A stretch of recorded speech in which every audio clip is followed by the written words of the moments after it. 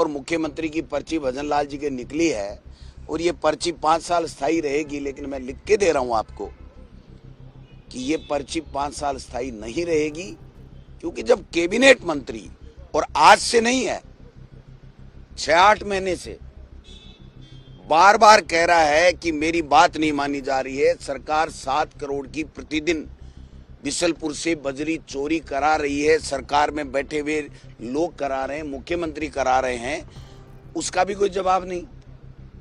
Cabinet मंत्री के phone tapping हो रहे हैं, उसका भी जवाब नहीं। तो ये जो समोसे खा खा के ये गोलगप्पे 2 घंटे तक दे गए, इनके लिए आती है क्या? जनता ये जानना चाहती है क्या कि आप ऐसे घुमा घुमा के अनर्गल यहाँ पर बयानबाजी कर जाओगे? और ये जो इस तरीके के आते हैं ना, लिखा पढ़ी कर करके भाषण पढ़ के चले जाते हैं, इनको आईना दिखा देंगे, छट्टी का दूध याद दिला देंगे इनको कि ये क्या होता है, क्या प्रतिपक्ष होता है। ऐसे यहाँ लिखा हुआ भाषण पढ़ने से कोई बड़ा आदमी बड़ा तीर नहीं मार लेता। किसी के खिलाफ कुछ भी बोल दो।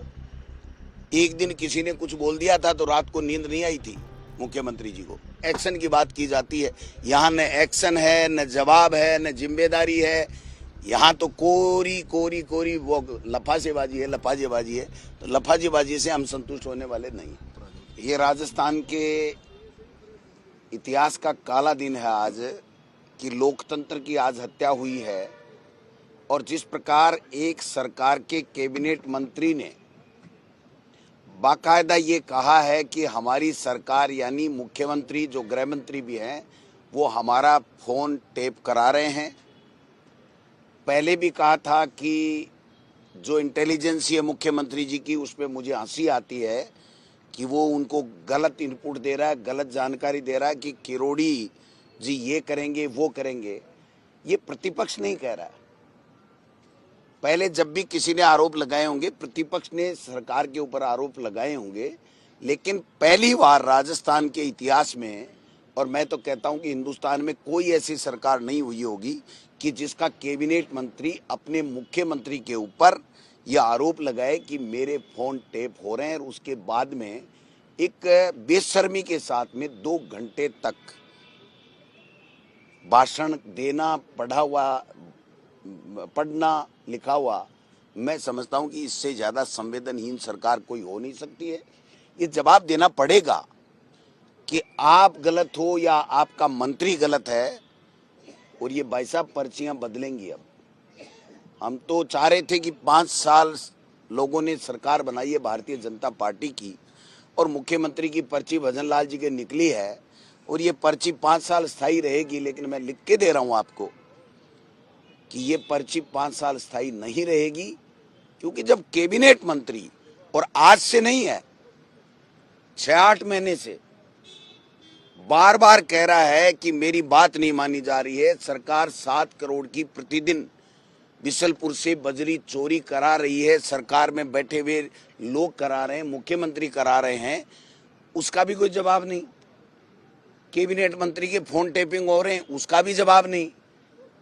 तो ये जो समोसे खा खा के ये गोलगप्पे 2 घंटे तक दे गए, इनके लिए आती है क्या? जनता ये जानना चाहती है क्या कि आप ऐसे घुमा घुमा के अनर्गल यहाँ पर बयानबाजी कर जाओगे?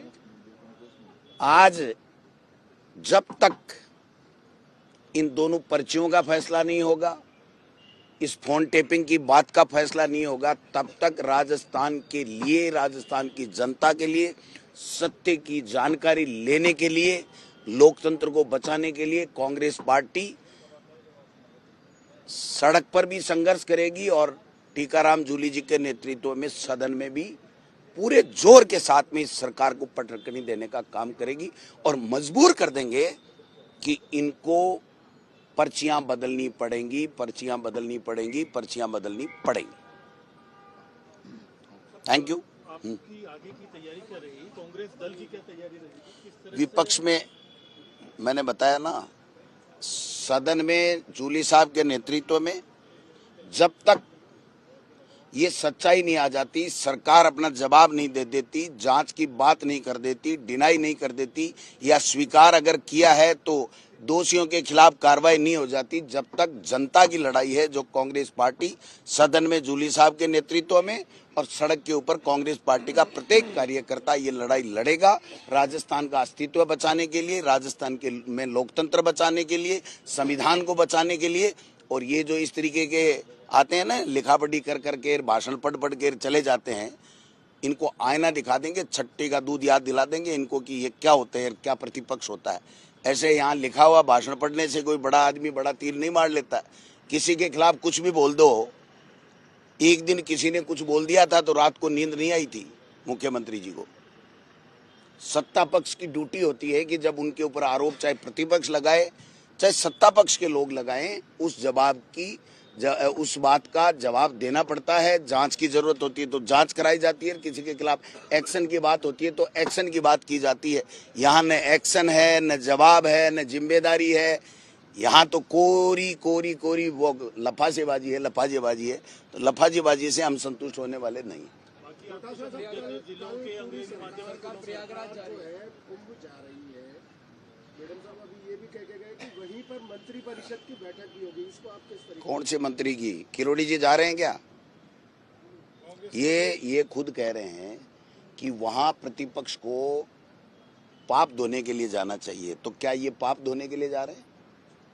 इसका मतलब कुंभ में जितने भी लोग गए हैं वो पापी हैं और पाप धोने के लिए गए हैं, ऐसा भारतीय जनता पार्टी के मंत्री और मुख्यमंत्री और भारतीय जनता पार्टी के लोग कहते हैं। इससे बड़ी शर्म की, दुर्भाग्य की बात नहीं है।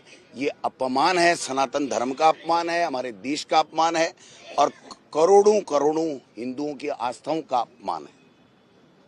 अंग्रेजी माध्यम के स्कूलों का जो मुद्दा था आपका और जिलों का मुद्दा था, वो कहाँ? भाई साहब, अब तो सरकार बदलने का मुद्दा आ गया। अंग्रेजी भी बचाएंगे लेकिन पहले प्रदेश को बचाएं। प्रदेश के अंदर किस प्रकार से एक सरकार का मुखिया एक कैबिनेट मंत्री का फोन टेप कर रहा है तो हमारा सबके भी कर रहे होंगे। कोई सुरक्षित नहीं है, इसका मतलब कोई इस प्रदेश में सुरक्षित नहीं है। तो ये सरकार चला कौन रहा है? इसीलिए तो हम कहते हैं कि पर्चियों की जो सरकारें हैं ना, और ये सरकारें अब बदलेंगी। राजस्थान की जनता हिसाब बराबर कर देगी, इनका चिंता करने की बात नहीं। आप कह रहे हैं कि एक बार कोई बात कही तो मुख्यमंत्री को नींद नहीं आई। मुख्यमंत्री ने आज अपने भाषण में कहा है कि उनको रातों की नींद हराम होगी और लगातार जो मुद्दे वो कहा नहीं है, लिखा हुआ पढ़ा है, किसी ने लिख दिया। वही है इनके जो लिखने वाला है ना, वो डेली एक ही बात लिख के देता है, मगरमच्छ पकड़ेंगे, इनको नींद नहीं आएगी, मैं ये हूँ, गरीब हूँ, मैं किसान हूँ, ये हूँ, वो लिखा हुआ पढ़ के आते हैं। हमारी तरफ वहाँ बोले, अपने विजन के साथ में अपनी बात रख सकते हैं। एक बात तो नहीं रख सके कि उनका कैबिनेट मंत्री उन पे आरोप लगा रहा है और वो खंडन करके नहीं गए कि नहीं, किरोड़ी लाल गलत है, हमने कोई फोन टेप नहीं कराया, कह के गए। बेडम की बात कर रहे हो आप, बेडम की सिपाही तो चेंज नहीं कर सकता। बेडम क्या है? बेडम साहब है कोई? बेडम साहब की है, आप बता देना। एक आरएसी का सिपाही चेंज नहीं कर सकते। तो मुख्यमंत्री खुद गृह मंत्री हैं, जब उनके ऊपर आरोप लगाए हैं, एक कैबिनेट मंत्री ने लगाए हैं, तो वो बच कैसे सकते हैं जवाबदारी से और जवाब से? ये बात। Thank you.